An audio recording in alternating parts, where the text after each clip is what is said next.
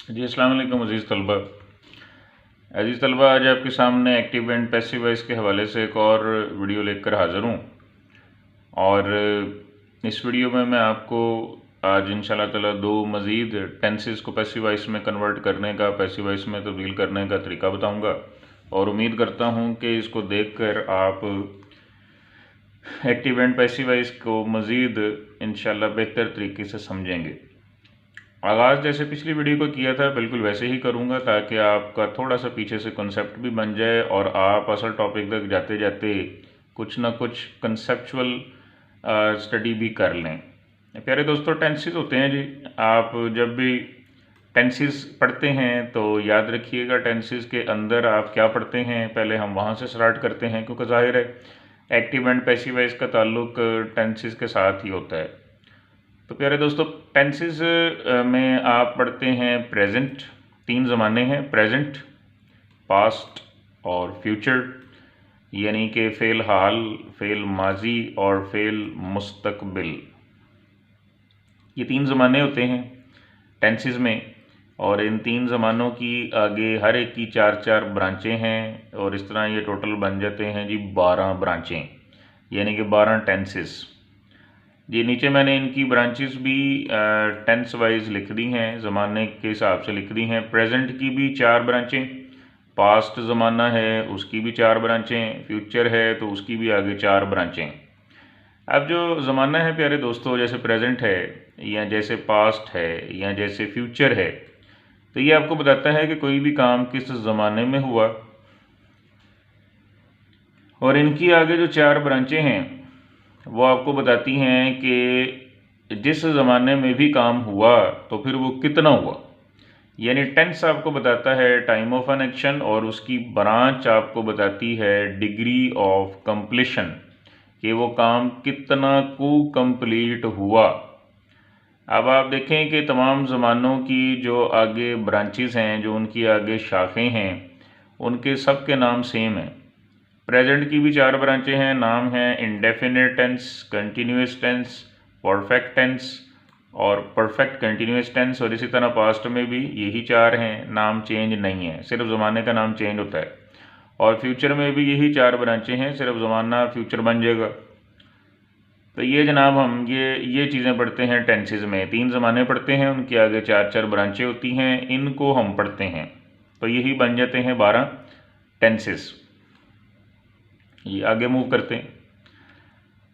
अच्छा प्यारे दोस्तों, आज मैं जिस आपको टेंस का पैसिव वॉइस बनाना सिखा रहा हूँ, उसमें पहला तो टेंस है प्रेजेंट कंटिन्यूस टेंस, जो आज का पहला है। इससे पहले वाली वीडियो में मैं आपको प्रेजेंट इंडेफिनिट टेंस को पैसिव वॉइस बनाना सिखा चुका हूँ।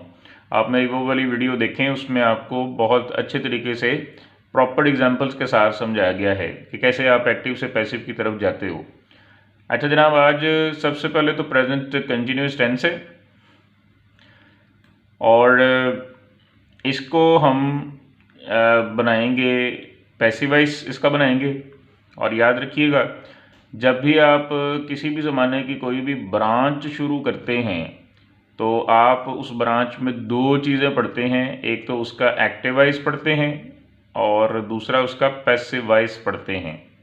ये एक्टिव वॉइस क्या होता है, पैसिव वॉइस क्या होता है, ये तफसीली वीडियो मैं बना चुका हूँ। मेरी जो सबसे पहली एक्टिव एंड पैसिव वॉइस की वीडियो थी वो इन्हीं कंसेप्ट्स के ऊपर थी। एक्टिव किसको कहते हैं, पैसिव किसको कहते हैं, वॉइस किसको कहते हैं। तो दरअसल आप मेरे चैनल पर इंशाल्लाह ताला ये सारी चीज़ें ही प्रॉपर स्टडी करेंगे, कर रहे हैं, आइंदा भी करेंगे। तो आप मेरे चैनल को सब्सक्राइब कर लें। उसका तरीकाकार ये है कि मेरे चैनल के सामने जो भी, मेरे चैनल के नाम के सामने जो सब्सक्राइब लिखा आ रहा है उसको प्रेस कर दें। उसके बाद 3 उसको घंटी का निशान आएगा, उसको प्रेस करेंगे तो 3 ऑप्शनें आएंगी, आपने ऑल पे क्लिक करना है, फिर आपको मेरी सारी वीडियोज़ के नोटिफिकेशन मिलते रहेंगे। जी जनाब, तो हम बात कर रहे हैं प्रेजेंट ज़माने की दूसरी ब्रांच के बारे में। अब वो प्रेजेंट कंटिन्यूस टेंस है, इसकी पहली ब्रांच के पैसिव वॉइस मैं आपको लास्ट टाइम सिखा चुका हूँ। आज मैं दूसरी ब्रांच का आपको पढ़ा रहा हूँ, और इसके साथ साथ मैं आपको पास्ट की जो ब्रांच है पास्ट कंटिन्यूस टेंस, वो भी आज मैं साथ ही समझा दूंगा, वो भी कोई इतना मुश्किल काम नहीं है। अच्छा, मैं आपको बता रहा था कि जब भी आप कोई भी ब्रांच शुरू करते हैं तो आप दो चीज़ें पढ़ते हैं, एक्टिव वॉइस पढ़ते हैं उसका और पैसिव वॉइस पढ़ते हैं। एक्टिव वॉइस में आप ज़्यादातर काम करने वाले पे फोकस करते हैं और पैसिव वॉइस में आप ज़्यादातर काम पर और जिस पर काम हुआ उसको फोकस करते हैं।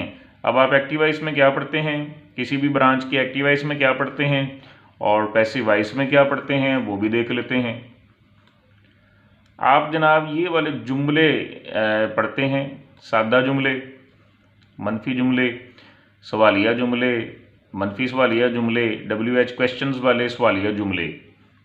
मतलब एक्टिव वॉइस से अगर किसी ब्रांच का शुरू कर लेंगे तो यही जुमले आएंगे और आपने उनको अंग्रेज़ी में ट्रांसलेट करना होता है। पैसिव वॉइस में भी आएंगे तो फिर यही कुछ ही है, तो आपने ये वाले जुमले ही पढ़ने होते हैं हर एक ब्रांच में।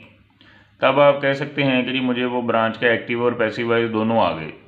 जी जनाब, अब हम चलते हैं जी असल मुद्दे की तरफ। एक्टिव वॉइस में अगर देखा जाए प्रेजेंट कंटिन्यूस टेंस का, तो उसका फॉर्मूला आप देखें सादा जुमलों का क्या है। सबसे पहले आप सब्जेक्ट लगाएं, फिर हेल्पिंग वर्ब, फिर वर्ब की पहली form with ING plus object लगाएं। ये है इसका सादा जुमलों का फार्मूला। अब यहाँ पर भी ज़रा ध्यान रखना है आपने कि सब्जेक्ट के बाद हेल्पिंग वर्ब कौन सा लगना है, ये डिपेंड करता है कि सब्जेक्ट क्या है, फिर हेल्पिंग वर्ब उसके मुताबिक चेंज होता रहता है। यहाँ पर 3 हेल्पिंग वर्ब हैं, इज़ है, आर है और एम है। लगने कहाँ कहाँ पे है मैं आपको बता देता हूँ। सबसे पहले देखें ही है और उसके साथ इज़ लगा हुआ है। इसके बाद देखें शी है, उसके बाद भी इज़ लगा हुआ है। अच्छा, आप ज़रा नीचे चले जाएं। अमजद सिंगल नाम है तो इज़ लगा हुआ है यहाँ पर भी। और एक चौथा होता है जी इट, वो मैंने लिखा नहीं यहाँ पर, तो उसके साथ भी इज़ ही लगना है, यानी ही शी इट सिंगल नाम के साथ इज़ लगेगा। ये है आपका पहला हेल्पिंग वर्ब। अच्छा, उसके बाद देखें आई है और आई के बाद एम लगा हुआ है, यानी आई के बाद हेल्पिंग वर्ब लगना है एम। वी है तो आर लगा हुआ है, यू है तो आर लगा हुआ है, दे है तो आर लगा हुआ है। अमजद एंड असलम है यानी कि जमा नाम है तो भी आर लगा हुआ है। यानी इसका नतीजा ये निकला कि अगर ही शी इट और सिंगल नाम हो तो इज़ लगाएं, अगर आई हो तो एम लगाएं, अगर वी यू दे या कोई जमा नाम आ जाएं, एक से ज़्यादा नाम आ जाएं तो फिर आर लगाएं। ये तो हो गया इसका सादा जुमलों का फार्मूला। अच्छा, उसके बाद क्या करना है, क्या लगाना है, वर्ब की पहली फॉर्म विद ING और फिर बाद में ऑब्जेक्ट लगाएं। जी प्यारे दोस्तों, अब हम ज़रा जुमले देखते हैं और फिर उनको पैसिव वॉइस भी साथ साथ बनाते जाते हैं। ये जुमला है जी ही इज़ प्लेइंग क्रिकेट, वो क्रिकेट खेल रहा है। जुमला देखते हैं, फार्मूले के मुताबिक है।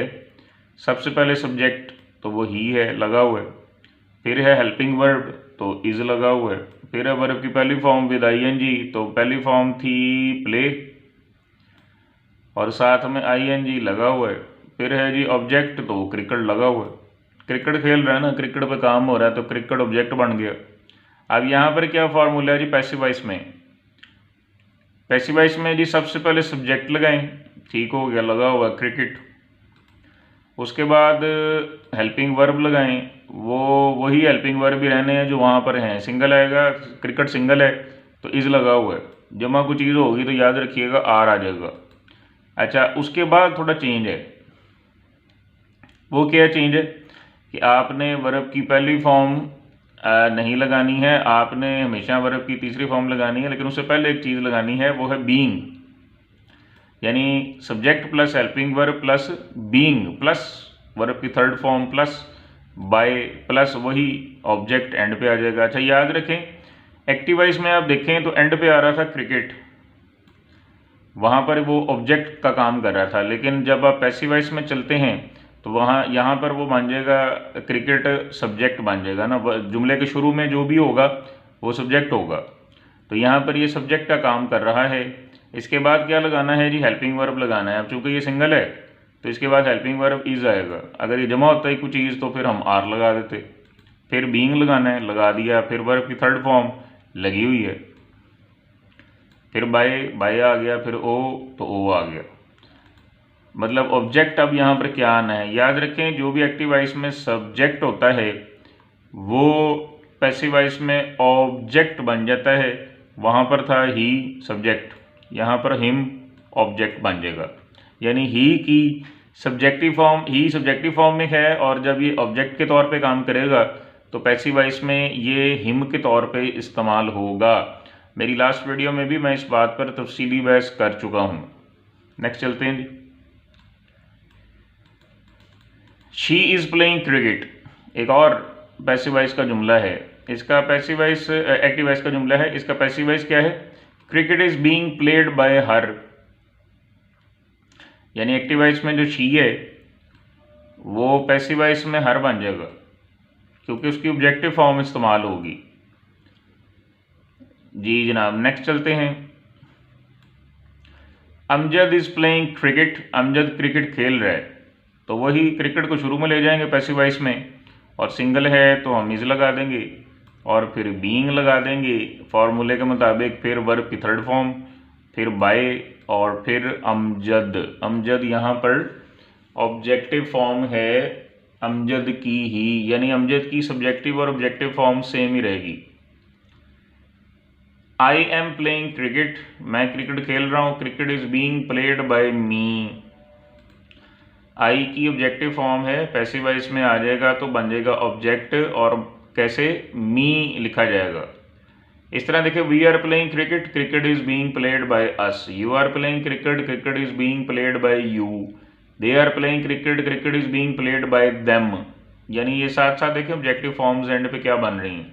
Amjad Aslam are playing cricket, तो cricket is being played by Amjad and Aslam. अब हम चलते हैं जी नेगेटिव सेंटेंसेस की तरफ। वो भी बड़ा आसान सा फार्मूला है। आपने सिर्फ ऊपर वाला जो सादा फार्मूला था उसमें हेल्पिंग वर्ब के बाद आपने सिर्फ नॉट लगाना है। दोनों साइड्स पर फार्मूले में आपने सिर्फ हेल्पिंग वर्ब के बाद नॉट ही लगाना है और कुछ भी नहीं। तो he is not watering the plants. अब यहाँ पर देखें, शुरू में कहता है जी एस लगाओ, सब्जेक्ट तो ही है, हेल्पिंग वर्ब तो इज है, नॉट लगा हुआ है, V1 विद ING लगा हुआ है, ऑब्जेक्ट द प्लांट्स लगा हुआ है। अब वहाँ पर जाएंगे तो आपको पता है कि यहाँ के पर जो एंड पे होगा ऑब्जेक्ट वो वहाँ पर शुरू में आ जाता होता है, तो प्लांट्स शुरू में आ जाएगा। अब प्लांट्स चूँकि जमा है तो आगे इज नहीं अब आएगा, आर आएगा। और फिर क्या लगाना है? फिर आपने नॉट लगाना है, ये लगा हुआ नॉट।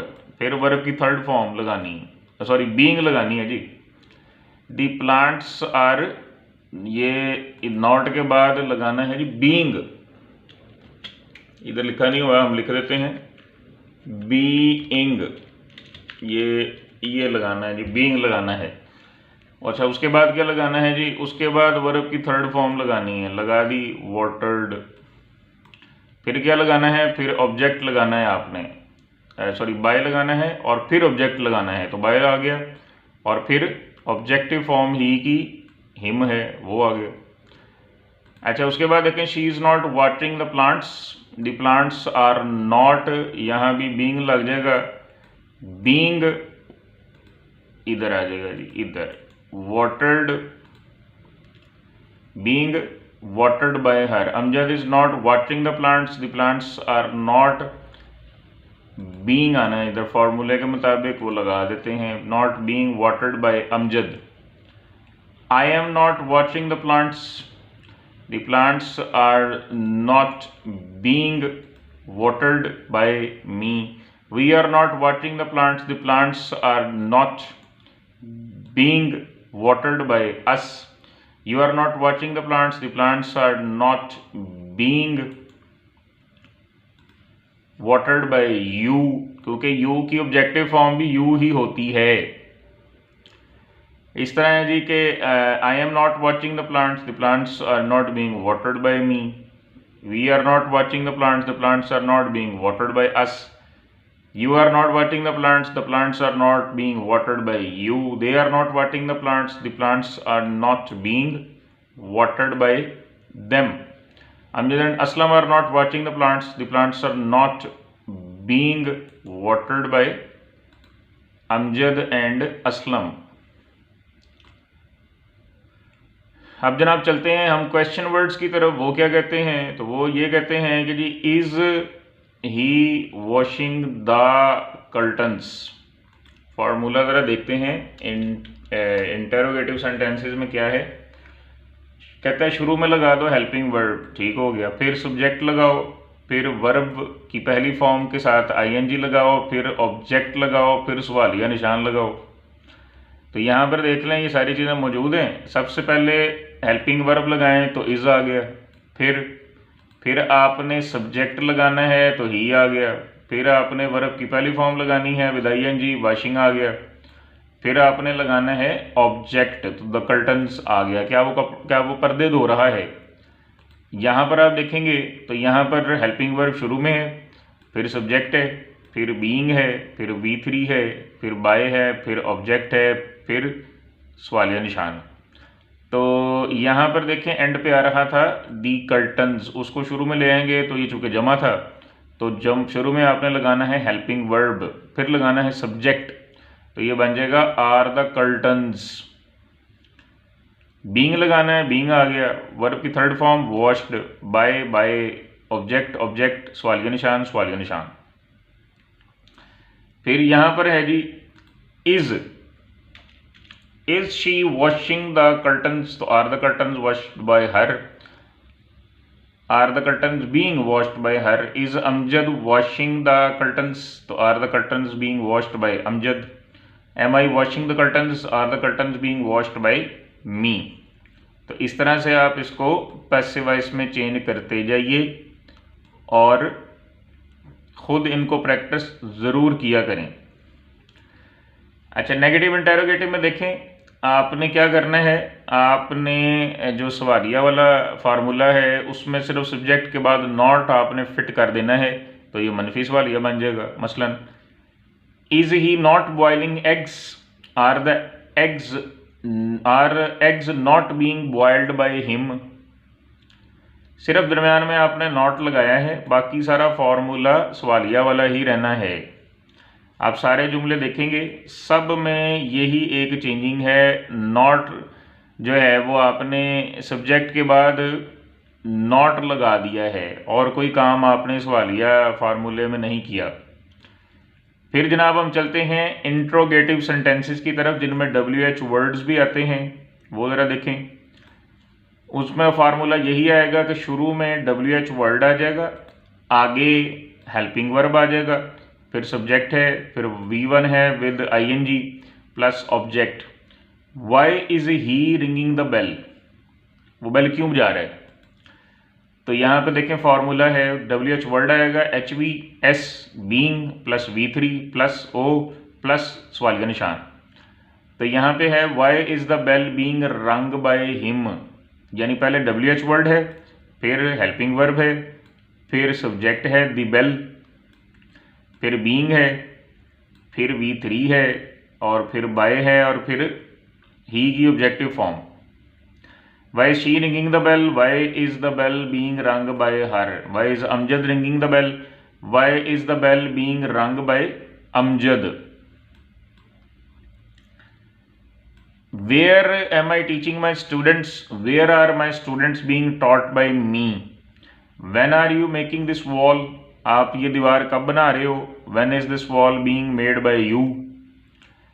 ये इंटरेस्टिंग और इम्पॉर्टेंट सेंटेंस है, who is ringing the bell, तो इसका पैसिव वॉइस है by whom is the bell being rung. How are you cheating your parents, तुम अपने पेरेंट्स को कैसे चीटिंग कर रहे हो, धोखा दे रहे हो। तो ये है हाउ आर योर पेरेंट्स, यानी हाउ आर शुरू में रहेगा, आगे जाहिर है वहाँ का जो ऑब्जेक्ट है वो यहाँ का सब्जेक्ट बन जाना है।